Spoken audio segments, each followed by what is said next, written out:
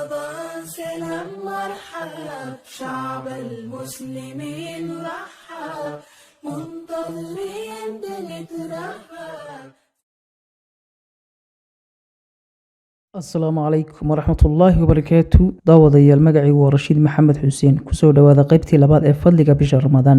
bisha ramadaan waa bil fadligeedu fara badan yahay oo aan lagu soo koobi karin muuqaal iyo qoraal midna. waa bil qofka sooman lana yimaado dhammaan arkaanta iyo shuruudaha soonka looga baahan yahay, haday tahay qur-aan akhris badan, salaad badan, waxbixin bisha ramadaan haddii uu awoodo ah. sidoo kale uu iska ilaaliyo inuu ka nusqaamo ajarka soomkiisu, sida hadalka faraha badan, luminta waqtiga waxaan faa'iido isaga iyo ummadda kale midna ugu jirin, ku mashquulida dadka kale iyo wax ka sheegoodaba. haddii qofkaasi waxaas oo dhan sidiisa ula yimaado, waxaa laga rajaynayaa allah subxaanahu watacaala inuu u dhaafo dembiyadii ka dhacay oo ramadaan u dhammaatay isaga oo nadiif ah. rabbi haynaga aqbalo soonka iyo howlaha khayrka ah dhammaantood. kusoo dhowaada qodobo kooban oo ka mid ah fadaaisha bisha ramadaan. waxaana ka mid a cumrada bisha ramadaan.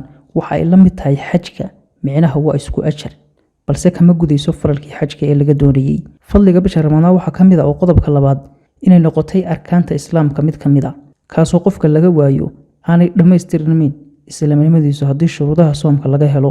suxuurta bisha ramadaan barako ayaa ku jirta. nebiga ayaana inoo sheegay calayhi salaatu wasalaam, suxuurta cuna barako ayaa ku jirtay ayuu yihi nebigu calayhi salaatu wasalaam, balse afurka gaar umuu sheegin. halka waxaad ka garanaysaa barakada ay leedahay suxuurtu. sidoo kale suxuurtu waa farqiga u dhexeeya soomka islaamka iyo soomka ummadaha kale gaclada ah.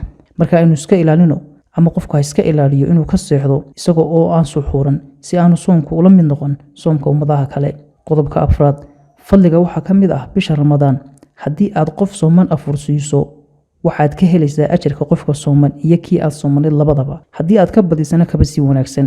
qodobka shanaad, ducada qof sooman oo soon dhammaystiran bisha ramadaan la yimaado lama soo celiyo haddii uu ilaahay baryo. waxaa ka mid ah fadliga bisha ramadaan, urta ka soo baxaysa qofka sooman waxay ka udgoon badan tahay cadarka ugu udgoon dunida, miskiga ilaahay agtiisa. fadliga bisha ramadaan waxaa ka mid a qofka sooman waxa uu helaa laba farxadood ayuu la kulmaa. farxadda koobaad waxa ay tahay waa marka uu gaadho xilligii afurka ee uu afurka afka ku qabto ee la eedaamo ayuu farxaa. waa farxadda koobaad.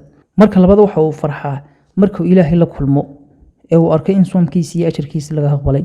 allah subxaanahu watacaala waxaynu weydiisanaynaa inuu fadaaisha bisha ramadaan inoo kansiiyo dhammaantood, inuu inoo fududeeyo cibaadooyinka uu ka mid yahay soonka haddaynu ku jirnaa, in allah dhammaan cibaadada inoo fududeeyo. أعوذ بالله من الشيطان الرجيم.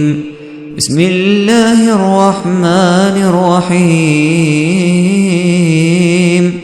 شهر رمضان الذي أنزل فيه القرآن هدى للناس وبينات من الهدى والفرقان، فمن شهد منكم الشهر فليصمه، ومن كان مريضا أو على سفر فعدة من أيام أخر، يريد الله بكم اليسر ولا يريد بكم العسر، ولتكملوا العدة ولتكبروا الله على ما هداكم ولعلكم تشكرون.